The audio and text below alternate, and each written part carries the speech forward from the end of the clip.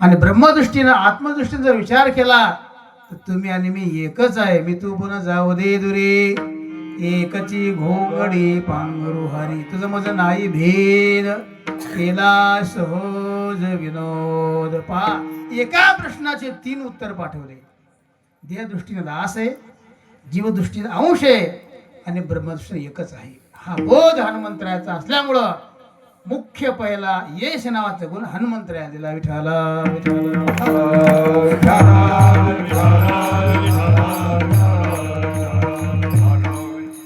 दुसरा श्री नावाचा गुण विभीषणाला दिलेला आहे. तिसरा अवधारी नावाचा गुण कर्णाला दिलेला आहे. आजही व्यवहारामध्ये पाहतो मी, एखादा जात असला तर लोक म्हणतात काय कर्णाचे अवतार आहे हो, काय देणगी दिली हो. दातृत्व गुण आहे कर्णाच्या ठिकाणी. हा तिसरा गुण भगवंताने कर्णाला दिलेला आहे, अवतारी नावाचा गुण. किती कर्ण उदार होता.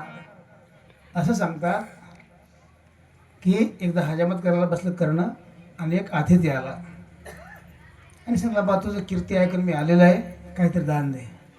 ती वाटी सोन्याची होती आणि डाव्या हाताला दान दिली. तर नाही म्हणतं का हो, ती एवढं दान शिर तुम्ही आहात, दान देण्याबद्दल काहीच नाही, परंतु उजव्या हाताने दान द्यावं. तुम्ही डाव्या हाताने दान दिलं. कर्णाने उत्तर फार चांगलं दिलं. कर्णा सांगितलं उजव्या हातातली वाटी जर डाव्या हातात व्यवस्थित जर मिळेल काय करावं. म्हणून कर्णाला अवधार्य हा गुण भगवंताने दिला. विठ्ठल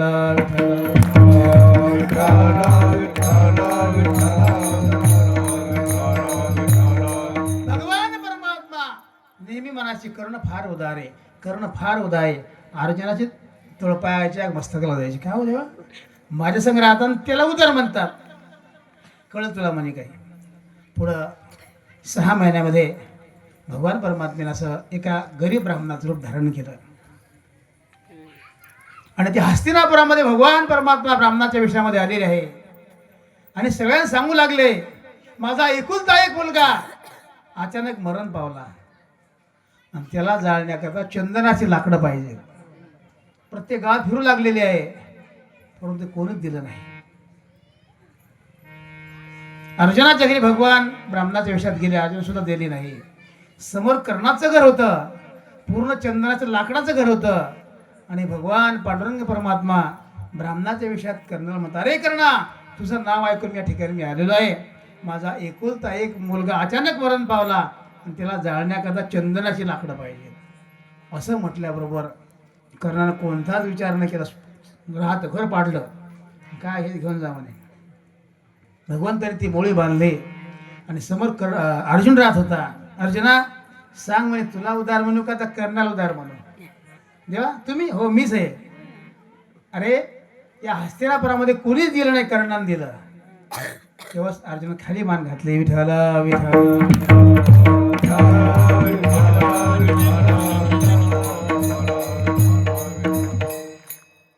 अवतार या नावाचा गुण भगवंतांनी कर्णाला दिलेले. यशे धुरविला मारुती विभीषण केला लंकापती. अवतार्य देवोनी कर्णाहती कीर्ती दिगंती फिरविली. ज्ञाने उपदिशला चतुरानना ऐश्वर्य वाढिला अर्जुन. वैराग्य शुकाते बोधोन ब्रह्म सनातने पावविला. 4था ज्ञान नावाचा गुण भगवंतांनी ब्रह्मदेवाला दिला. कधी विचार केला आपण. आज 100-200 कोटी पुढे लोकसंख्या गेलेली आहे, पण एकासारखा एक माणूस नाही, एकासारखा एकाचा आवाज नाही, सगळं वेगळं वेगळं वेगळं वेगळं आहे. हे भगवंताला या ब्रह्मदेवाला भगवंताने ज्ञान नावाचा गुण दिलेला आहे. ऐश्वर्य वाढीला अर्जुन 5वा ऐश्वर्याचा गुण अर्जुनाला दिलेला आहे. आणि 6वा वैराग्य नावाचा गुण. वैराग्य शुकाते बोधोन ब्रह्म सनातने पावविला. वैराग्य नावाचा गुण शुकाचार्याला दिलेला आहे. शुकासारखे पूर्ण वैराग्य ज्याचे. किती वैराग्यवान भागवत चिंतन आलेले. विठ्ठला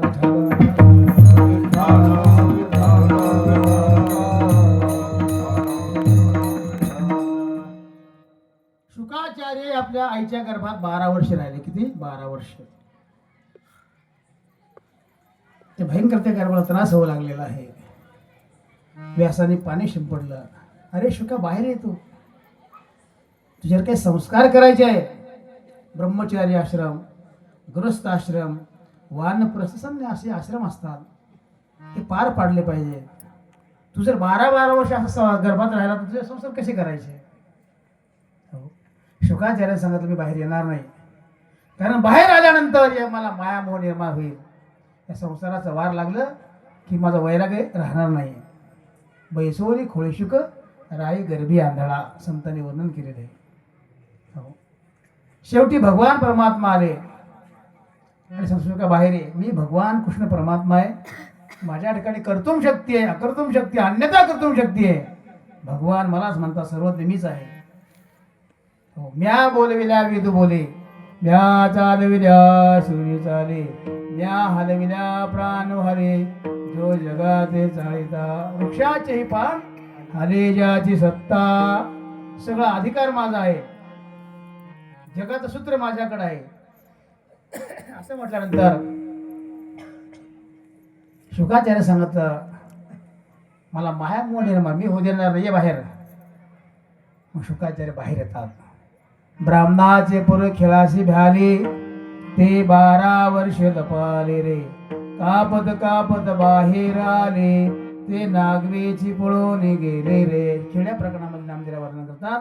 12 वर्ष शुकाचार्य नग्न अवस्थेमध्ये गर्भातून बाहेर पळू लागलेले. शुका शुका व्यास म्हणे हाका मारू लागले आणि ते पळू लागले. झाडं झुडप दगड असे होऊ द्यायचे, एवढा अधिकार त्यांचा. समोर एक सरोवर होतं, त्या सरोवरामध्ये काय स्त्रिया नग्न अवस्थेत स्नान करू लागलेले आहे. शुकाचार्याने पाहिलं, हे नग्न अवस्थेत होते, त्या नग्न अवस्थेत होत्या, परंतु कोणताही विकार परिणाम झाला नाही. मागून व्यास म्हणे त्यांचे वडील 90-95 वर्षांचं वय, हे समोरून चालले त्या सरोवरासमोरून त्या स्त्रियानं पाहिलं, लाजल्या, अंगावर वस्त्र घेतलेलं आहे. आश्चर्य वाटलं. माझा मुलगा तरुण नग्न अवस्थेत 12 वर्षाचा, याच्या मनात कोणता विकार निर्माण झाला नाही. आम्ही तर म्हातारा माणूस अशा आज्यासारखा. त्यांनी सांगितलं बाबा आम्हाला काही माहीत नाही, परंतु तो मुलगा वैराग्यवान होता, महात्मा होता. विठाला विठाला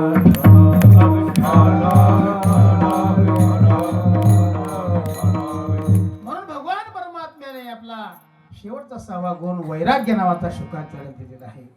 6 गुण 6 भक्ताला वाटून दिलेले आहे. यश नावाचा गुण हनुमंतराला दिला, श्री नावाचा गुण विभीषणाला दिला, अवधार नावाचा गुण कर्णाला दिला, ऐश्वर्य नावाचा गुण अर्जुनाला दिला आणि वैराग्य शुकाला दिलेला आहे. असं भगवान परमात्म्याने 6 गुण 6 भक्ताला वाटून दिले. तुकोबाराय म्हणतात, देवा तुमचे अनंत गुण आहे, परंतु मी तुमची गुणांवाद आवडीनं गाईन. गुण गायन आवडी हेची माझी सर्व जोडी. भगवान पांडुरंग परमात्मा तुकोबा, तुम्ही डोंगरावर राहतात, भजन करतात, खाण्यापाण्याचा खर्च लागतो ना, काही पैसे वगैरे द्यायचे का?